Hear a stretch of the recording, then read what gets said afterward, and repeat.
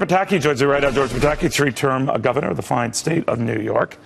A lot of political developments today. Let's first get Governor to Joe Biden out of the race. What do you make of that? You know, on the one hand, as a Republican, I'm pleased because he would have been more formidable than Hillary. On the other hand, I like ethics in politics. And I fear now the Democrats are going to rally around Hillary. And if she is their nominee, as is now overwhelmingly likely, I think we are looking at one of the most vicious, unethical campaigns we're ever going to see. And I think, Neil, we're going to see it starting tomorrow with the Benghazi hearing.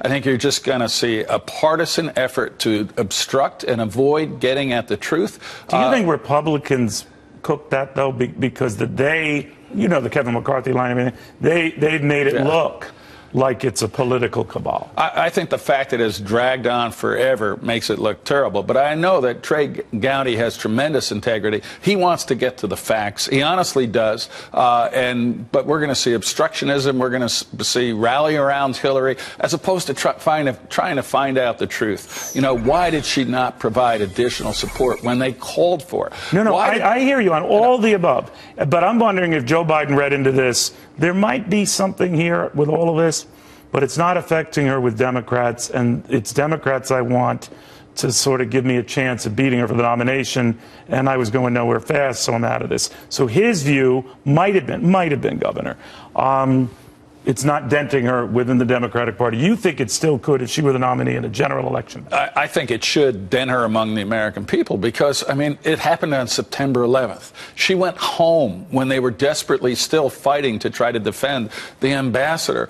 And then her excuse was it was a video that made by an American, as opposed to the fact that it was radical Islamists attacking an American embassy on September 11th. She did pretty much everything wrong and yet has denied it and lied about it and misled the American people. And I would hope if we look at our next president as somebody who, yes, we want to philosophically agree with, but they have to be able to look the American people in the eye and tell them the truth, and we have to be able to believe them. I don't think that's the case with Hillary Clinton. Now, I know you're passionate about this, Governor. You mentioned that on the stump. So have you, those who are opposing you for the Republican presidential nomination. It doesn't seem to have resonated with the American public in polls. Now, that could change. Well, independents are very concerned. 40% of them think there might be something there.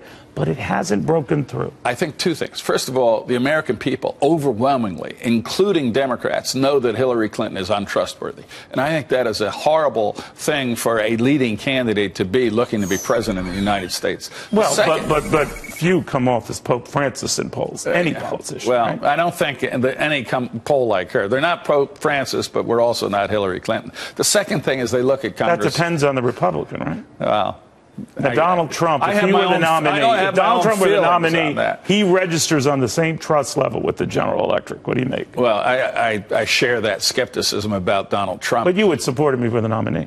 He's not going to be the nominee. The Republicans are going to nominate somebody who can bring the American people. His lead is widened out. It's widened out. We still have months to go. And are you amazed? I'm a believer in the American people.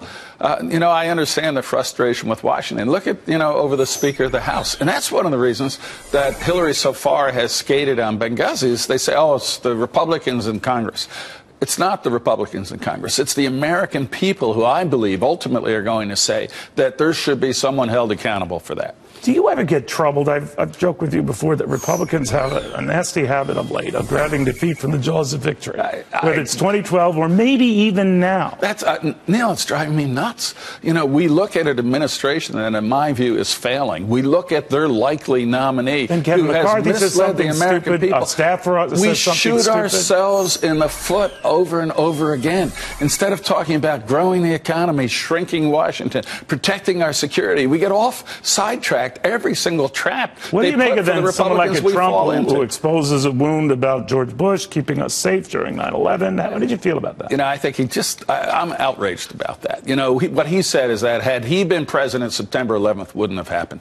That is an absolute disgrace. But he also said, though, 9/11 did happen when George Bush was president. Maybe only 9 months into office, fair enough. But do you think that is something Republicans have to discuss? No. I think, we're in 2015. We're talking about taking office in 2017. What we should be discussing is how we're going to keep ourselves safe. Then how does a guy like you break through, Governor? I mean, you have a very good record as governor, but you're not breaking through. I think I should sit here and insult you, insult POWs, insult Mexicans, things, and maybe I'd get some press, but that's just not who I am. Do you feel the pressure to drop it? Do people say, for the good of the party? No, I don't feel that, because I'm out there all the time, and they're saying, we don't understand what's going on either. We understand that when we look at the end here, who can actually win and who can run the country, and you're one of those guys. So when who says you're one of those guys? The people I meet in New Hampshire, the people I meet. We're not talking about your wife. We're talking. Okay. So you're in this. You're not one of these who wants to step aside and do the Scott Walker thing to counter a Donald Trump. No, I think we have to win. I think we need to nominate somebody who can bring Americans together and actually change the direction of the government. Neil, I know I can do that. All right, Governor, thank you very, very much. Good seeing you again. Just want to update.